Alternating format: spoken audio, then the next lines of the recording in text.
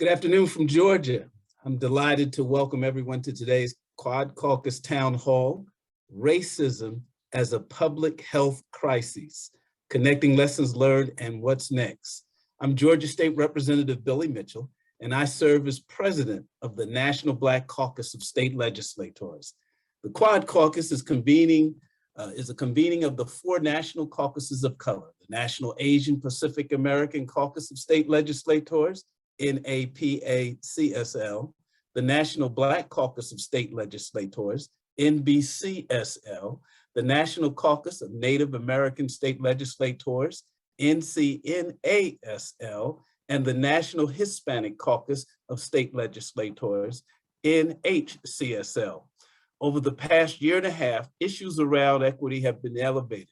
Recent data shows that the Delta variant had a disproportionate negative impact on communities of color.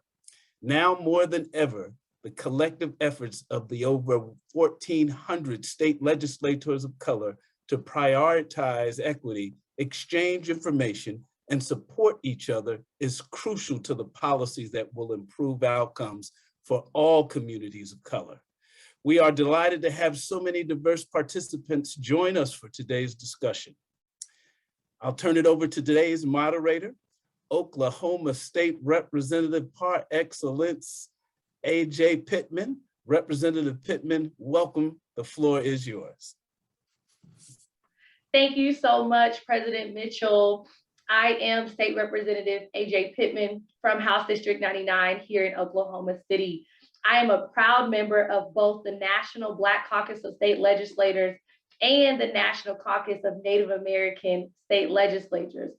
I am also known as Havisi Mujesi, which means new moon, and I am from the Dosa Barkis Band and the Bird Clan of the Seminole Nation of Oklahoma, Ishtango, which is welcome in my language. Before I introduce our speakers, I want to review a few housekeeping items. Today's town hall is a platform for information, exchange, and engagement. Over the next 60 minutes, we encourage participation through our chat box, so feel free to type your questions, comments, praises, all of the things, and answer any questions in the chat box on your screen. To begin building some comfortability with the chat function and to also learn who is on the line today, I invite you to type in the state from which you are joining us, as well as your name or any contact information you would like to share. We will hold a formal Q&A after our esteemed panelists answer a series of questions. Today's town hall is being recorded and will be shared with each caucus, along with the recording of the first town hall held in April. Today's town hall is supported by Amgen. In addition to this town hall, Amgen also supported a partnership between the Quad Caucus and the National Conference of State Legislators to convene a health equity advisory group, which I'm fortunate enough to sit on. This group provides feedback to NCSL's health program regarding health equity resources available to all state legislators and staff as members of the Quad Caucus and NCSL. This is the first of its kind, and we thank Amgen for their commitment. Thank you again, Amgen, for making this town hall possible. Now it is time for us to introduce our amazing speakers. We are honored to have two experts join us today. Earlier this week, my colleague, Hawaii State Representative Ryan Yame, spoke with Dr. Marcella Nunez-Smith, the Senior Advisor for the White House COVID-19 Response Team. Representative Yame serves as the co-chair of the NAPA-CSL Health and Human Services and Housing Committee. Dr. Marcella Nunez-Smith currently serves as Senior Advisor to the White House COVID-19 Response Team and Chair of the Presidential COVID-19 Health Equity Task Force. Dr. Nunes-Smith is also Associate Dean for Health Equity Research, CNH Long Professor of Medicine, Public Health and Management, and Director of Equity Research and Innovation Center at Yale.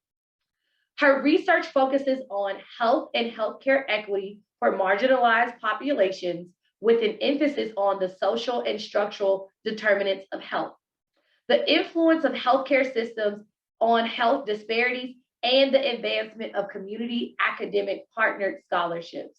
Please enjoy their dynamic conversation now.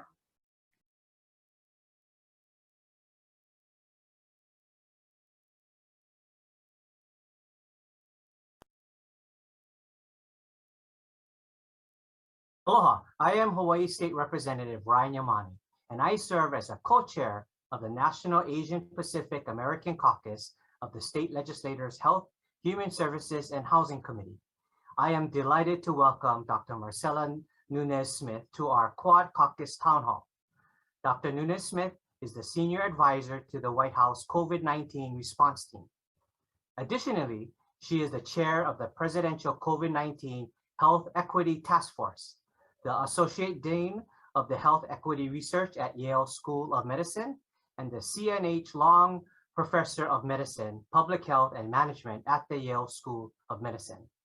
Dr. Nunes-Smith, thank you for joining us and for taking part in our Quad Caucus Town Hall. Oh my goodness, thank you so much, Representative Yamani. I'm so excited to be here and to be in conversation with you. Thank you again for being here. We have some questions we hope you can answer. The first relates to your role as a senior advisor to the White House COVID-19 response team. The Quad Caucus works to promote equity. Can you tell us how the administration has centered equity in its COVID-19 responses?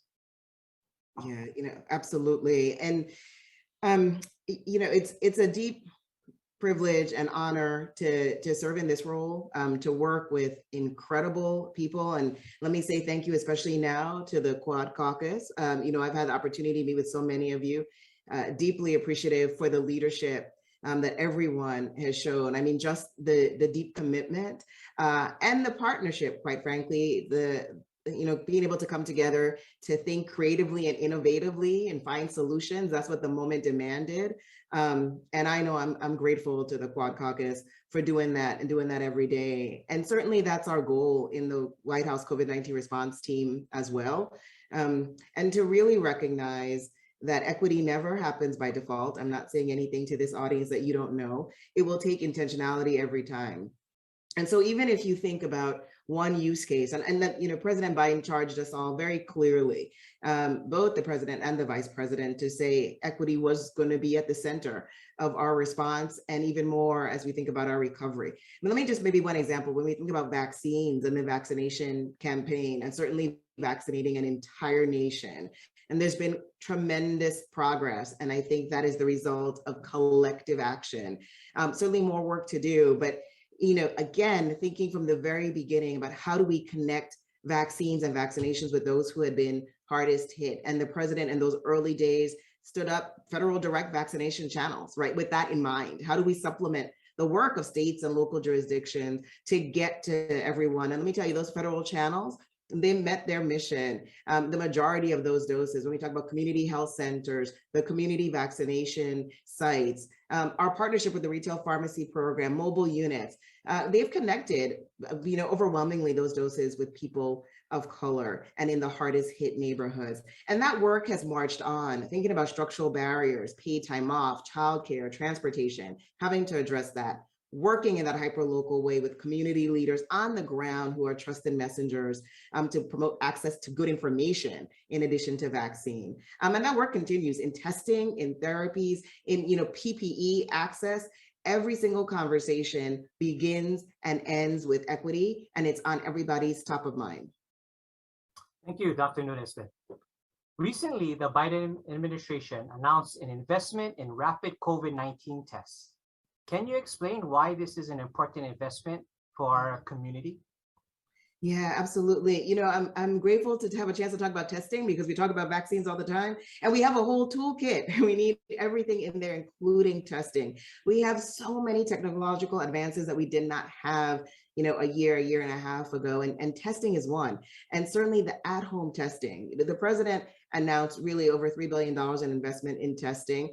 just an important note, I think, as we talk about equity, making sure that it's not a barrier. So if we're talking about testing, for example, at our our local pharmacies, that continues to be free. But even when we talk about at-home testing, the president is making sure that those tests are free, right, to people who are seeking care at community health centers, those who need to use food banks and food pantries. So they too, so we all can benefit from this. Private sector, so important here. We have Amazon and Walgreens and Kroger offering those at-home tests essentially at cost for this next little bit. This is critical, right? We know that as we move about, we all know, one example, schools. I'm a parent, right? It's so important to have our children in school, in person, and just the value of being able to test in a setting like that is critical. But certainly at home, so many parents use this technology or want to be able to quickly get an answer in terms of our children, our loved ones, our family members. It's part really of how we're going to be opening safely is the testing and making sure that everybody has access to testing that's easy and convenient, and at-home tests fall into that category. Incredibly important in all our communities to have access to these technologies. Oh, well, thank you. On that point, making sure that remote communities participate in programs administered by the government, such as for testing and vaccinations, is challenging. How is the administration ensuring that the Indian nations and the hard-to-reach populations have access to vaccines? And what about our US territories? Yeah, absolutely. Great question. And all of these, so much of the question there is about resources and resource flow and resource distribution. And so again, to say that it's incredibly just remarkable, and gratitude for having the resources there. So thank you for that, to be able to help everybody who's in need, to meet the moment, to be urgent in our response. So much of this work, and we know this, is about those partnerships. So whether we think about community-based organizations, faith-based organizations, but of course, local seats of leadership, to be able to have these very frequent, and we certainly have been, touch points with everyone, that you named. And so as we think about working across Indian country, as we think about the US territories in particular, I myself am from one, having grown up in the US Virgin Islands. And so understanding not just race, but also place, right? And how these often intersect, and the need, especially when we think about geography and distance and geographic barriers, to go that extra way. So whether we're talking about making sure that vaccine allocation is provided in such a way that doesn't rely on the sort of weekly ordering system because of the remote localities that one has to get to. So being very pragmatic in that approach. But I would say, and just return to the beginning, which is we ask, right? That's what we do, is we ask. Everybody who's leader there, who has the situational expertise and wisdom, what is the best way to make sure that we're meeting the needs, right, of everybody who is in your community, and then gearing up and getting in action to execute on the plan that they've put forward. And so, I hope that we have, in the vast majority of cases, done well. And that is not just aspirational, but done well in terms of listening and responding to on-the-ground need and expertise. Oh, that's great to hear. Thank you. The CARES and ARA provided much needed assistance to the states. Yes. Can you share innovative approaches that you've heard about in your role with the COVID response team with us? And I think this is one of the best things, which is, we sometimes refer to these as natural experiments, but it almost doesn't do justice, right? For how people showed up with really creative, clever, culturally, linguistically appropriate, responsive, aligned, just innovations, right, in this space. And again, because the resources made that possible. And also, right, understanding that same point, the most effective communities will always know what's needed there. And so when we see the best innovation is when we invite, right, that wisdom to lead on solutions and solutions finding. I think one of the things that I would point to and lift up is really the investment so many are making in a public health infrastructure that is centered on community health workers, right? So people who are from community, who will be able to who already have trust. We talk so often of trust, it's critical here, and the building of it and the rebuilding of it. But community health workers in their communities, they have already proven themselves trustworthy. And that's so much of the work. And so whether we're talking about, work in Boston at like the Boston Medical Center, BMC, going out and doing more canvassing door to door, or, New York, I mean, really sort of sea to shining sea, where people have lifted up community-based solutions, community-placed solutions, community health workers, and thinking about paths to sustain, which, let me put that in more context. That's both an economic opportunity. So much of the harm from COVID-19 we know has been health and physical and mental health, but also economic and educational, right? And so being able to address, all of these issues, this endemic, through community health workers, that's an opportunity for economic uplift for community health workers. This is a public health necessity, being able to make connection, meet people where they are. And of course, it allows people to advance in the educational pathway. So, every time I see somebody who is lifting up community health workers, I think that's a tremendous use of resources. Well, thank you, Dr. Nunes-Smith, for touching on all those critical issues. School-age children 5 through 11 are expected to be eligible for vaccines by the end of the calendar year, or even quicker. How is the White House COVID-19 response team preparing for this? What can state policymakers do to support vaccine distributions? Yeah, great question. So, when we talk about kind of where we are in the vaccination campaign, I think it's notable to pause and say that, for so much of the beginning, we were tracking, for example, disparities by race and ethnicity in terms of who had gotten vaccinated. And now in these past weeks, we've seen those gaps narrowed, eliminated, reversed in some cases. And so it is important to just pause and stop and say, in our country, we do not have inequities by race and ethnicity for our adults, right? And that is really important, but we have to look ahead and think about our children as well. Right now, that is something we should be doing as adults, vaccinating to protect the children who are not yet eligible. Certainly those who are 12 and older are really encourage parents to go out and get vaccinated. I know all of you are doing the same. As you speak with constituents, making sure that they know their children are eligible, that the data there are strong, the same processes that have been gone through in terms of scientific rigor and review by independent scientists. And that same process is happening for those younger children, age 5 to 11. So, first we needed those clinical trials. I'm a practicing internist, so I take care of adults, and my pediatric colleagues always remind me children are not little adults. So the clinical trials specifically for them, and then those data are what have been submitted from Pfizer to the FDA for consideration. So we'll go through that same process, allow for the full scientific review by the FDA advisors, a decision by the FDA, a review from the CDC advisors, and then the CDC will make a decision. So should the Pfizer vaccine get authorized for 5 to 11-year-olds, the White House is ready and prepared for every scenario, but recognizing, I think, that for parents, we want to get our children vaccinated often in the places that we are really familiar and comfortable with. So that pediatricians' offices, family practitioner offices, our community health clinics.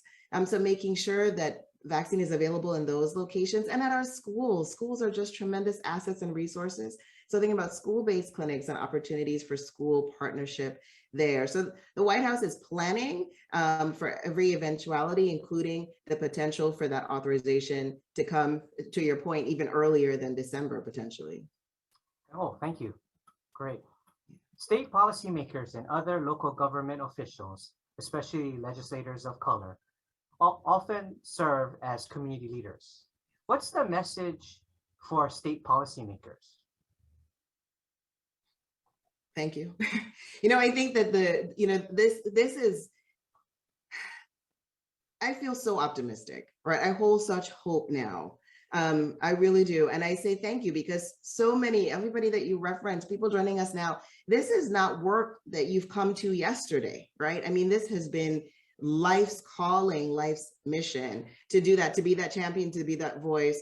There is a window now, and I'm hoping it's not one that closes shortly. But for state policymakers, there are so many opportunities. We talked already about the innovation. Please reach out to community leaders in your states, in your jurisdiction, reach out with curiosity and inquiry and intention, right? And with humility, to be honest. I think there's expertise that we can bring as public health officials, and we should absolutely, that's of huge value, but recognize the equal expertise, right, that comes from people with that situational knowledge. And so, that's the moment now, I think, for state policymakers to really optimize and maximize these funds, right, that are now coming into local government. If we're going to think about generational investments, and that's what we have to do. We did not get to this place overnight, right? This was centuries of intentional policies and processes and practices. And so if we're going to make that kind of investment that, for this generation and the next and the next and the next, we have to invite others into that conversation, and quite frankly, into that shared decision-making and into that resource allocation process, and into the accountability process. And I think that's where state leaders can really think differently about how we do business and not return to our old normal. Oh, that's some great advice. Thank you. You also serve as the chair of the Presidential COVID-19 Health Equity Task Force, and we understand you're releasing a report soon. Can you tell us about that body of work and highlight some report recommendations, particularly around the need for data?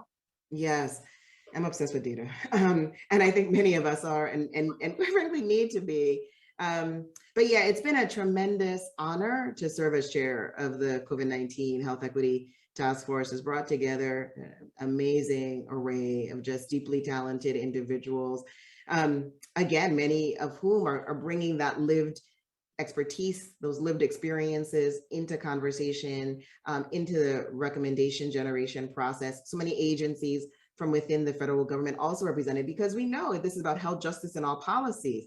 When we talk about health equity, it's not just healthcare, right? It's not just what we traditionally think about as health. It is all these nutrition and food access, housing, right? To having stable, high quality housing, how we think about all the different sectors of society. And so this group over these past 7 months on really just a sprint speed, meeting regularly, having public facing meetings, generating over 300 recommendations for consideration by the administration. 55 of those are going to get prioritized in that report that you referenced. And so in the end of October, the task force is going to have our final public facing meeting and vote on that report, and then deliver it to the president via the COVID coordinator, Jeff Sines. And so, obviously we go deep. One of our subcommittees was on data. One of our explicit charges from the president was on data. So there are many, many recommendations on data. One of the highlights is we definitely need to be investing in creating an ecosystem that allows for our decision-making to be based in our data. Therefore, we need, to think anew about the variables we collect. We, of course, need to think about accountability tied to this as well, from data collection right through to data reporting and data governance issues. And so we speak to that in the task force. You won't be surprised. We talk a lot about the need for community leadership in the solution finding space, and the need for resource investment in those community voices and leaders and organizations and partners, critically important. Also, I'm a practicing physician. I know firsthand that our healthcare workforce, our public health workforce, does not include the representation that's necessary. That has to be top of mind priority. So how do we enhance, increase diversity, representation in our public health and our healthcare workforce? How do we also make sure everyone has access to high quality healthcare? That's a must. And then, I would return to how we think about a new way of doing business. If we can agree upon some shared health equity metrics and then use that to center and guide our health justice and all policies work, that will take us a long way as well. So, those are some of the, I think, overarching recommendations that the task force is issuing, but really invite everybody to take a look at that report once it's released. Oh, we'll look forward to it. Do you have any closing thoughts for us? Oh, goodness. I think it's one of gratitude. As I said before, to the Quad Caucus specifically, Thank you for being champions.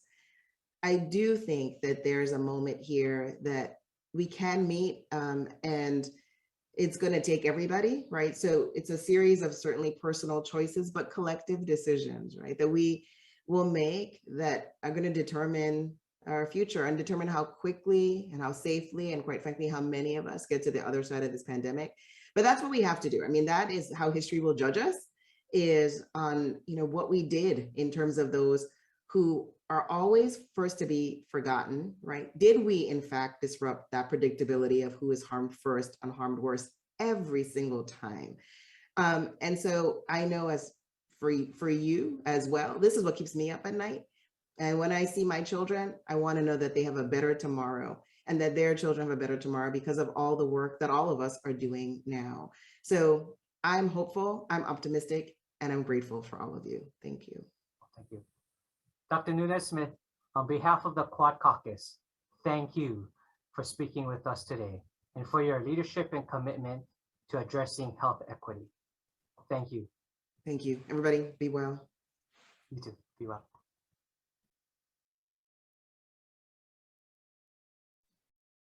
Wow, wasn't that an amazing conversation? We just thank Representative Ryan and Dr. Marcella for that amazing conversation and all of that amazing information. We see that there are some questions in the chat for her. Unfortunately, she was not able to join us live. And so we thank you for your participation, and we will be sure to pass those questions along to her team. We are also honored today to have another esteemed guest and another esteemed colleague along with us. I'd like to introduce our next speaker, who joins us to share more on a premier tool for us to use. Daniel Dawes is a widely respected public health leader, health policy expert, educator, and researcher who leads the Satcher Health Leadership Institute at the Morehouse School of Medicine. A trailblazer and nationally respected voice in the health equity movement, his scholarship and leadership, particularly the innovative political determinants of health framework that he has pioneered, have resulted in increased policies and laws prioritizing health equity. His groundbreaking books, 150 Years of Obamacare and The Political Determinants of Health, which provides an in-depth lens on the root causes of inequities, are now nationally and internationally recognized and used as top health policy books. His passion for addressing health inequities is exemplified in his unyielding commitment to building collaboratives such as the 40 million HHS grant-funded National COVID-19 Resilience Network and the Health Equity Leadership and Exchange Network. Both exist to leverage evidence-based research to advance health equity. We are honored to have a respected expert in this space join us. Let's jump into a productive conversation with Mr. Dawes. Welcome. Well, thank you so much, Representative Pittman. It is an honor to join you today, and such an honor to be invited by the Quad Caucus to discuss these really critical issues. I too just want to add my my praise and my thanks to all of you, to you and your colleagues who've been trailblazers in this movement to advance health equity and address the political determinants of health inequities. So hats off to you. And of course, I want to bring greetings on behalf of the Satcher Health Leadership Institute at Morehouse School of Medicine here in Atlanta, Georgia, and thank the esteemed members of the Quad Caucus, our Georgia elected officials who have been champions. I got to speak with, of course, Representative Mitchell earlier, and I know Kim Schofield and others are on. Mr. Daniel, will you repeat what you just said to us about your data? Oh, sure. I was saying that I'm really excited to follow Dr. Nunez-Smith, who in her statement made the case for how she's obsessed with data. So I'm excited to get into the issue of the political determinants of data, because we believe that that is a foundational issue that is making it difficult to advance health equity in our communities. Absolutely, absolutely. And you brought some information to share with us today. Absolutely. I'm trying to share my screen. Can you see my screen? Not yet. Not yet? Okay. All right. Let me share that with you. So perfect. All right, awesome. So I did want to, start with a quick presentation about, our health equity tracker.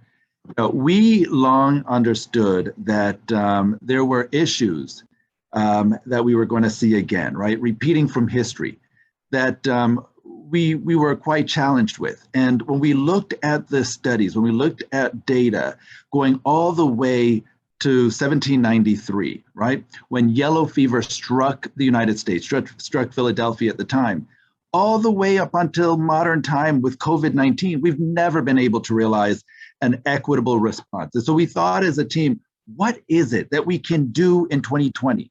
Surely with all the technological capabilities we have, with the access to data that we have, with the over 7,000 peer-reviewed studies highlighting health inequities in minoritized and marginalized communities, certainly we could do something about it this time around. And so my team and I got together and we started to work on what we eventually called the Health Equity Tracker, a tracker that really we wanted to understand what were the drivers and the determinants of these inequities. How could we track higher rates of maternal mortality and depression and diabetes and cancer and heart disease among our population groups? And how can we help our leaders, right, and our community members really see the bigger picture and the linkages between what we are experiencing downstream and what has been driving those upstream with the political determinants of health inequities. So let me start by saying, there's really this injudicious notion that if there is no data, then there is no problem. But as we all know, that's simply not the truth. And the COVID-19 pandemic has revealed that in our country, we have a long-standing history of racial and social injustices and inequities entrenched in all aspects of our society, as you heard Marcella mention earlier, including in our healthcare system. So it's not by chance, really, that certain population groups experience higher premature death rates than others, or that women of certain populations experience higher premature death rates or pregnancy-related deaths, or that factors such as poverty, crowded housing, inadequate transportation, food insecurity, and other community attributes associated with social vulnerabilities, as you heard Marcella mention, puts a community at higher risk for increased adverse outcomes. So let's look at this slide now in greater detail. Let's see here, get this up. So let's take a look at this data card, right, that we pulled together from the Health Equity Tracker. This shows the COVID-19 hospitalizations by the share of each race and ethnicity's population. And if you compare the light green bars, which tells us the size of the population for each respective race and ethnicity in America, and compare it to the dark green bar, which tells us the percent of that population that is hospitalized. This graph tells us that individuals hospitalized for COVID-19 are more likely to be minorities. Interestingly enough, the share of total hospitalized COVID-19 patients who are American Indian or Alaska Native, non-Hispanic, as well as Black or African American, Hispanic or Latinx, Native Hawaiians and Pacific Islander Americans, and of course those who are two or more races or some other race, as the CDC classifies them, is higher than their respective share of the population, showing an outsized burden of disease among each of these groups. Well, we know that our political system has not always valued each population group equally, much less realized the long-term implications of policies on the health of its citizenry. In fact, many health problems can be firmly linked back to political action or inaction. Today, we understand that it's more than our genetics, right?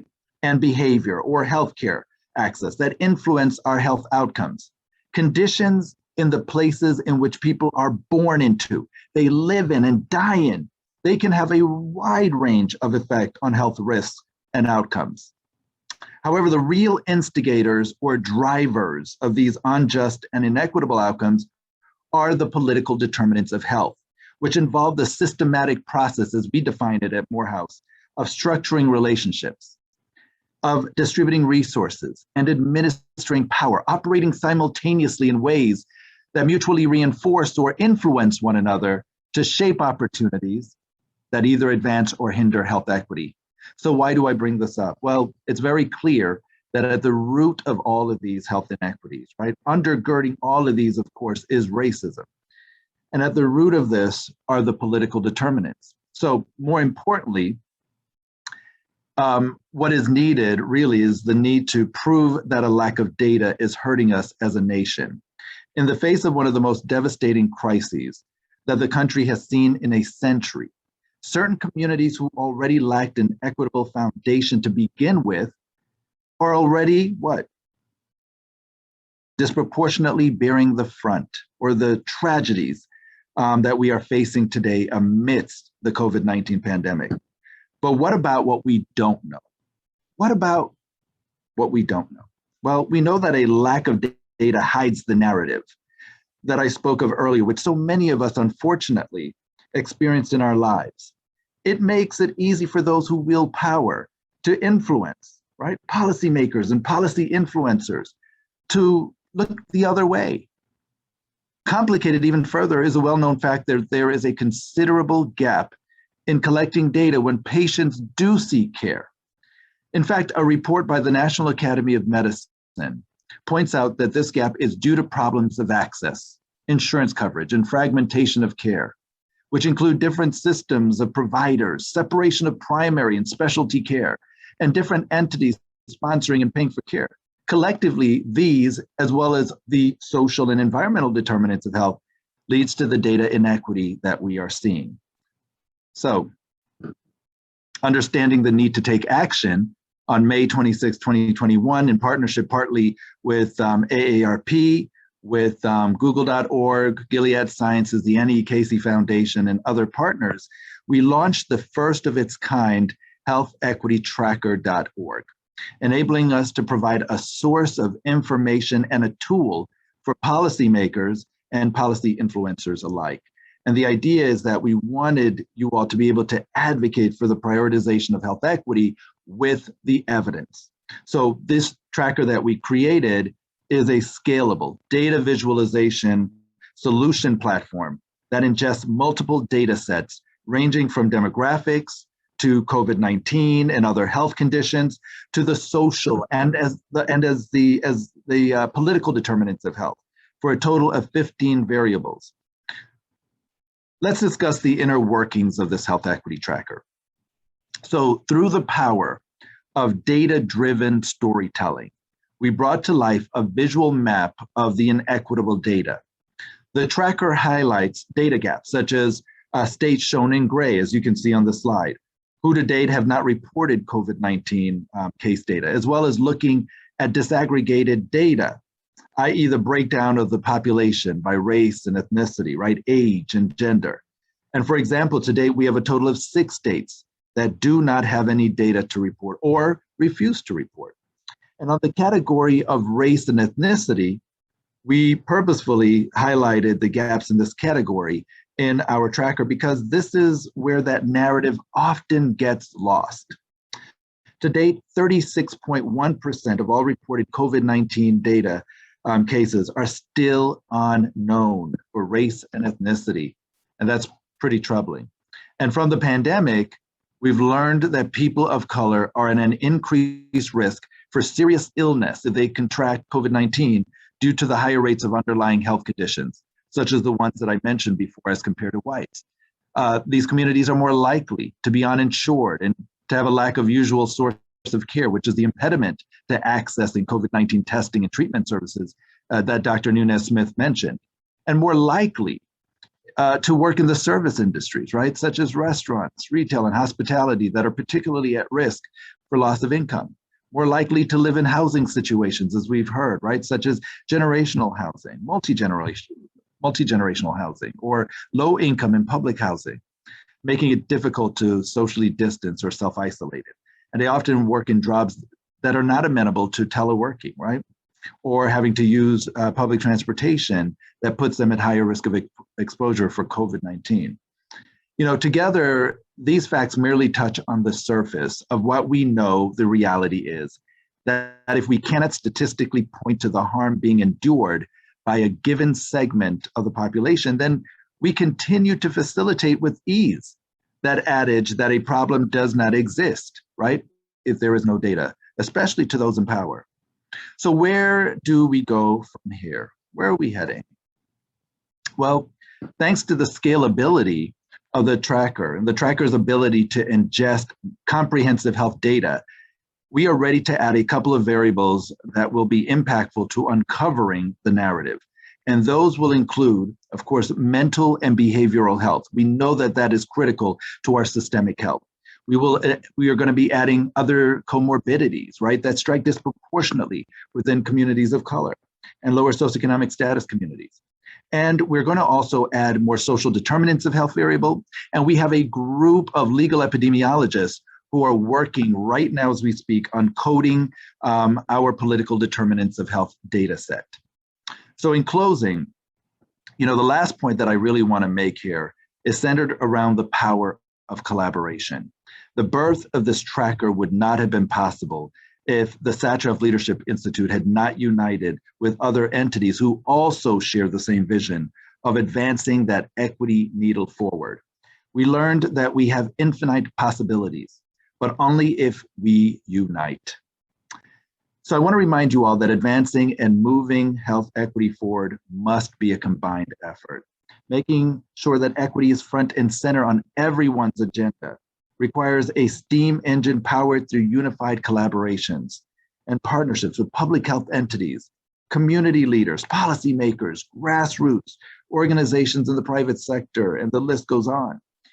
Now that we finally are acknowledging and bringing this narrative to the forefront, we must continue to not only ride this momentum, but continue to drive it forward. It is an all hands on deck moment.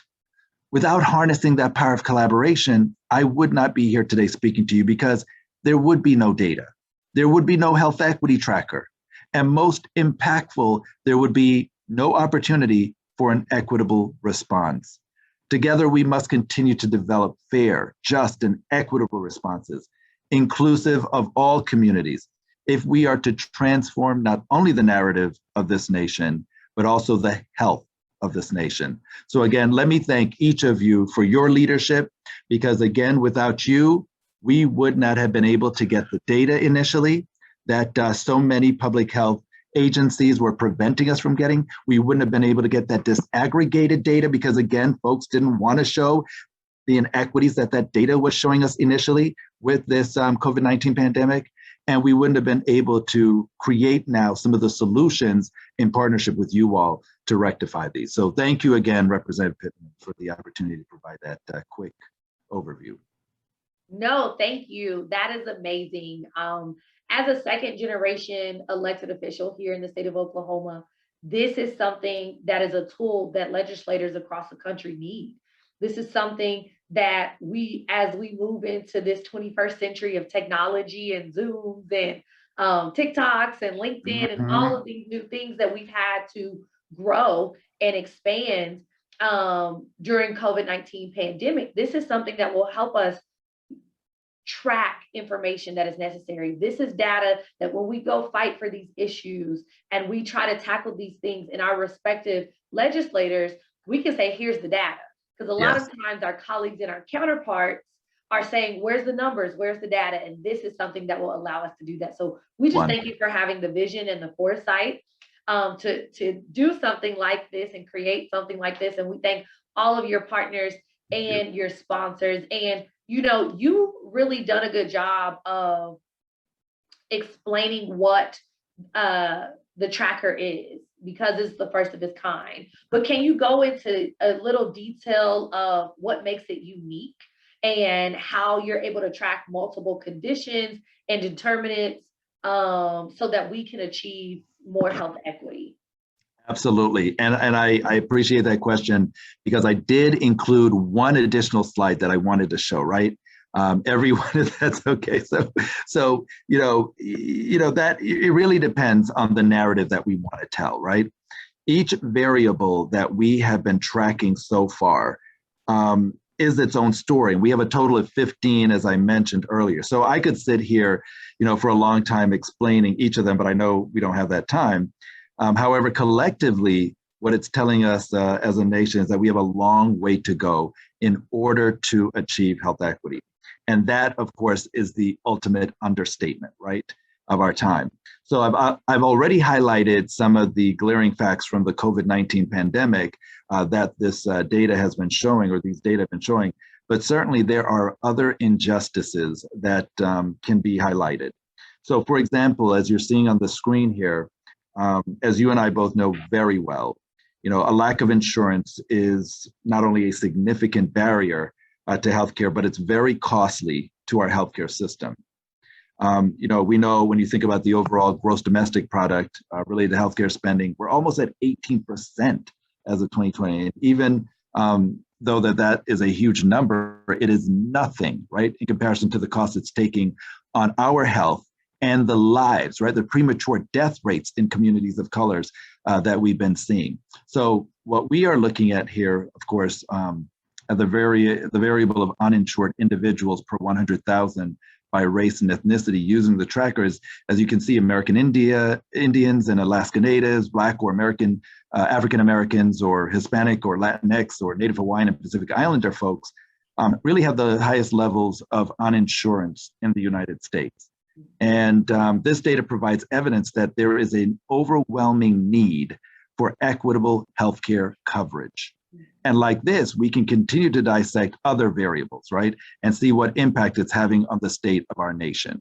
But that is just one example of what we need to do. When you talk about what makes this unique, it's unique because it's not just a COVID tracker, and there are a lot of COVID trackers out there. This is a health equity tracker that, again, is being developed to showcase what has created these inequities, how it's fueling the inequities and how it's fueled them over time, and how it's exacerbating them in this current quadruple pandemic that we're in. That is what is really unique. And we've been able, for the first time now, to disaggregate the data and to share with folks, where the data gaps lie. And we call those out. Where folks would avoid it, we say, no, we want you to see where the challenges lie, because that's how we're going to be able to fix it and really get the fuller picture painted moving forward. Wow, that is amazing, because we oftentimes run into the fact that most people don't see the inequity because it's not their social reality, right? A lot of times, because it does not meet them at their home or within their family, they don't have those challenges. They cannot see it. They have not been exposed to it. But COVID-19 has exposed everyone, but it has definitely exacerbated the pandemic, whether it's with housing, whether it was food insecurity, whether it was unemployment, all of the things on top of the virus and the Delta variant and the access to healthcare and the lives that we lost. And so with that, you mentioned some of those people saying you want them to see this data, you want them to see that. So has there been any challenges with the collection of data? Has there been any challenges with you sorting through those that data and really trying to make sure it's able for people to read and people to understand? How have you addressed those barriers? Oh my God, that is another great question. And again, I go back to why Dr. Nunes-Smith kept saying she's obsessed with data. The fact that the Biden administration, as they were unrolling this health equity task force that she's leading now, they actually made data transformation their number one issue to address, right? And that is intentional, because again, it is the foundation of all of our issues here, as we've been trying to track health inequities in real time, these COVID-related inequities, but also comorbidities, right? We want to know, what is happening in as close to real time, because if we cannot track this in as close to real time, how can you all as policymakers then align the resources with the greatest need, right? So there is a great need for a tracker that can allow us, and a great need for data in as close to real time to be collected and reported out as quickly as possible to our leaders. So data democratization is a major issue, right? Unfortunately, Not all data is easily accessible to all. That was one of the challenges that we came up against. Some data is restricted, right? And again, we have to get permissions, and that takes a lot of time. And it takes us jumping through loops, right? And hoops and hurdles to gain access to it if we can achieve it.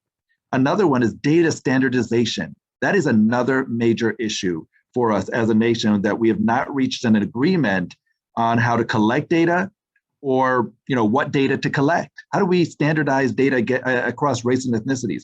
One state may lump Asian Americans in the other category, right? Another one may put Native American communities in some other race category.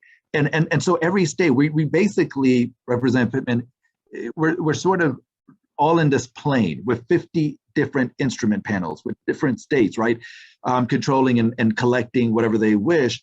And we don't have a central repository that can at least allow us to see across the board what is happening, especially at that more granular subpopulation data. So that is another issue that we're dealing with. The third one I'd just like to quickly mention is data disaggregation, right? Being able to dissect big data or aggregated data. And it's important because that is where the narrative is hiding.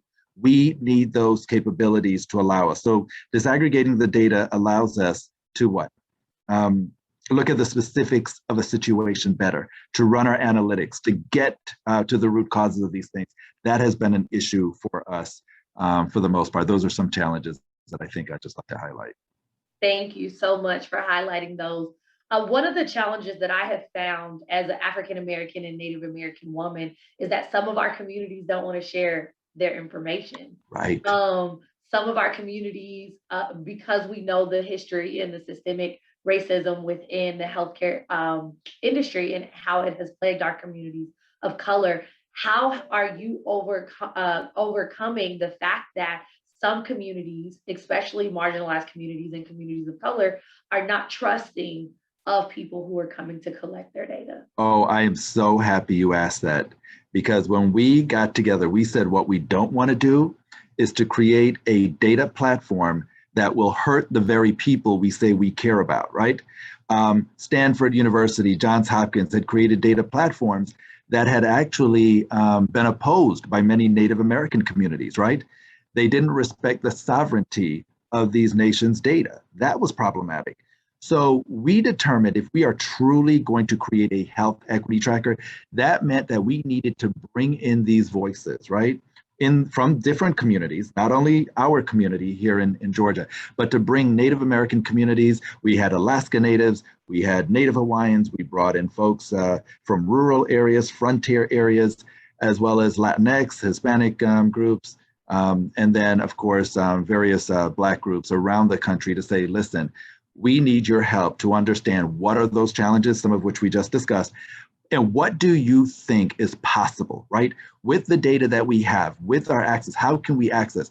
All of this really comes down to trust, right? You really hit it on the head with how do you create trust? How can we ensure, especially with Native communities who have suffered greatly, and the Black community that has also suffered greatly, how do we gain their trust so they will share that data with us so we can help them tell their narrative, right? We can help them tell their stories, and they can then use that to advocate for themselves and get the resources that they need not only to survive and thrive. That was a major issue for us. And one in which we brought 60 different people. We wanted initially to have maybe 7 people on a health equity task force, something that we thought would be more manageable. But there's a lot, we know a lot at Morehouse School population groups. And so we needed them, we needed this brain trust to guide every single aspect of this work. And while it was labor intensive and frustrating, oh my gosh, I think we're really excited now. And we've had buy-in from many Native groups, indigenous populations, as well as other groups that now are looking at this and recognizing, wow, you got this right, and we trust you, right? And I think this too is a legacy that we have at Morehouse, right? We have been fighting systemic and structural racism in this country since our founding, and this is a labor of love that we believe wholeheartedly in, and I think we've demonstrated to the groups that we worked with that, even if it took a year to create, we were going to get this right. We weren't just in it to be first, right? And to say, yeah, we have something, we can check the box. We want to create a tool that will outlast COVID, that could be used into the future as we track all of these other comorbid conditions and inequities. Wow. Yes. 60 people working together in one room, in a group. That sounds like our legislative floor here. I figured, right? I call it high school all over again. High school Oh, God. all over again is what we like to joke and say. There's a question from Sharon Santos that says, Washington State has adopted a comprehensive list for reporting race and ethnicity in schools. And she put the link on there, which I'll be happy to share in the chat box.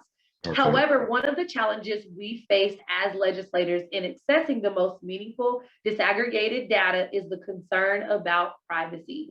Do you have recommendations to overcome that issue, which I assume you have dealt with, which piggybacking off the previous question? Yeah, that was a top question that we got as well. How do we manage privacy? And there were some issues with some of the partners. So we brought in Google to help us. Google had actually given us 20 of their engineers and data scientists to help us create this. And it took a lot of reassuring to members of these communities, these minoritized communities, that Google was not collecting this information. This is not Google. They are not getting access to these data. This is strictly going to be housed with us at Morehouse School of Medicine, and we believe in protecting it. One way that we've gotten around that right now is through public data sources, right? From the CDC, from the state public health departments. Where we'd like to go next now is to get that data directly from the communities, and we know that that's going to be a hurdle we have to come over. So I don't have an answer for you on overcoming the privacy piece yet, but I certainly would love to work, with folks who have ideas for how we can tackle that issue when we get there to the private sources of data. Absolutely, absolutely. Thank you so much. Let's dive into how legislators such as myself and my colleagues on the line can utilize this tool. A lot of times we get information and we get so many resources that we stick it in a file folder, and when we need it, we're looking for it or something like that. But is there a way that you can tell us the best way to utilize your tool? Yeah, absolutely. And I'd just like to offer, we have such a great team of engineers and legal epidemiology folks who are standing and ready and willing and able to provide a demo of this health equity tracker so it can be utilized to the max. But in essence, this really is a repository. We will continue to include variables. It goes all the way down to that county level. And as we continue to connect these social determinants and these political determinants of health, I think one of the ways that you all as legislators can use this is to understand truly what are those policies, right? Existing policies that have been exacerbating these health inequities that we see. We are trying to aid you with the correlation or the causation argument, right? That you can make in your respective legislators. So you can advance the health equity agenda. So you should have access to this data from the 15 variables.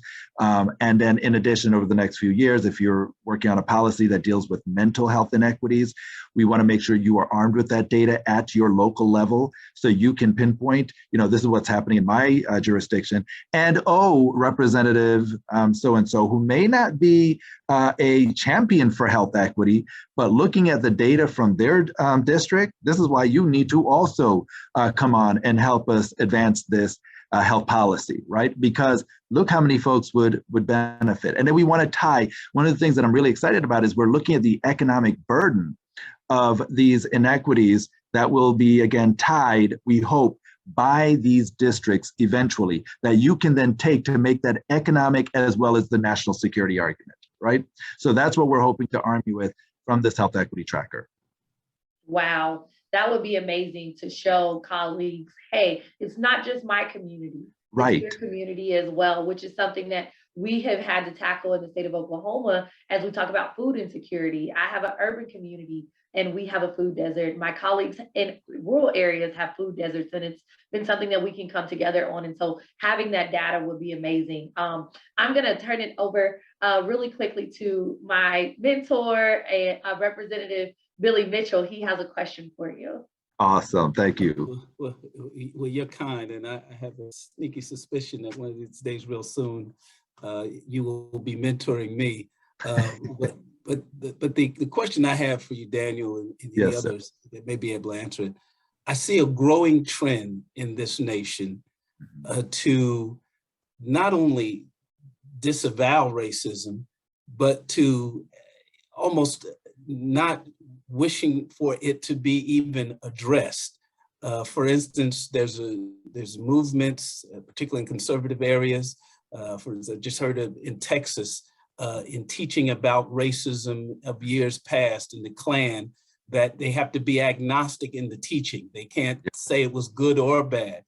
If we can't even address racism, how can we deal with the health care impacts of racism in healthcare?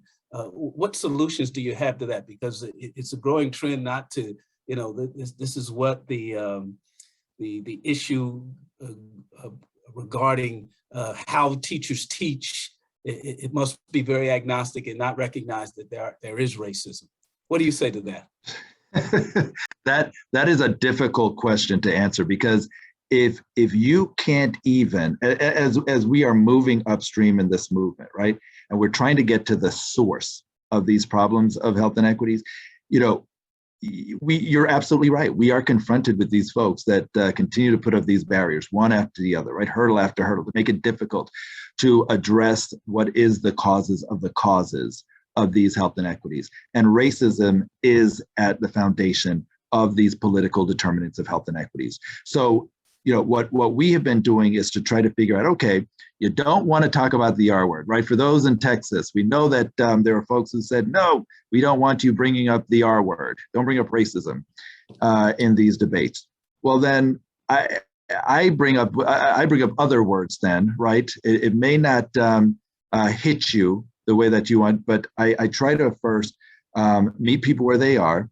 Let's come up with language then that I can, slowly get you to stay at the table and hear us out for a little bit, and then we hit you with these economic and national security arguments. So what we have found at the federal level in our research is that when you tie it back, the abolitionists, for instance, right, who fought to get more equity-focused policies, they had to learn very quickly that you can talk about the moral argument till your tongue bleeds, right? That 83,000 African Americans are dying each year. Numerous Native Americans and Latinx individuals and Asian Americans and others are dying disproportionately. Till your tongue bleeds, but that is often ignored. And I know you know this better, you and Representative Pittman, than I would and our team, right, in terms of those arguments. But the case is that the abolitionists were successful in finally getting the government to address the issues when they tied it to an economic and a national security argument. When we were working on the Affordable Care Act, the only reason we got those 62 health equity provisions in there addressing racial disparities was because we took lessons from the past. If whenever folks had tried to just directly address racism in policy, those policies never made it over the finish line, rarely did, right?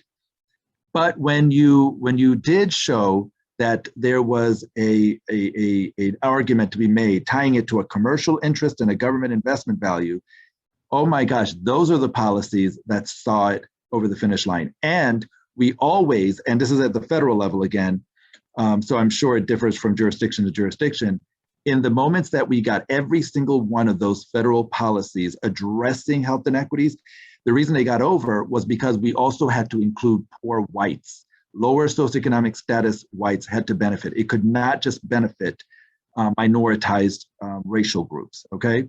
So that was another lesson we saw. We thought, okay, let's figure out how we bring these arguments to bear then that it could resonate. Because the idea is, if you think it's costly, right, right now, they think it's costly in trying to provide the resources to people. It is even more costly. And there's going to come an inflection point. I'm waiting for it to happen. As we become a more racially pluralistic society, we know that we rank 43rd today in terms of life expectancy as a country among all nations.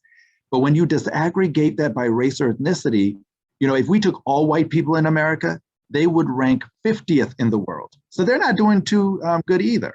If we took all Black people in America and they became their own country, they would rank 103rd in the world, right? Worse than whites. And if we took all Native American members of our country, indigenous groups, and they were their own country, they would rank 143rd in the world. So the bottom line is that what we have seen is that we are expected to drop 21 places over the next 20 years in terms of life expectancy. Whether you give a damn about Black and brown communities in this country, especially your colleagues, here is why you should care. Because if we have people who are coming from these communities who are sicker and dying prematurely, it raises all sorts of issues. How will we have people who will outcompete our global competitors, or individuals who will defend our nation from external threats? So what you think is not hurting you immediately, it's going to eventually catch up to you. And that's how I try to get at that racism argument with folks, right? To say, listen, whether you like these people or not, you care for them. And Dr. Satcher has this great quote that I wanted to just end with. It's that, what we need more so than ever are leaders who first care enough.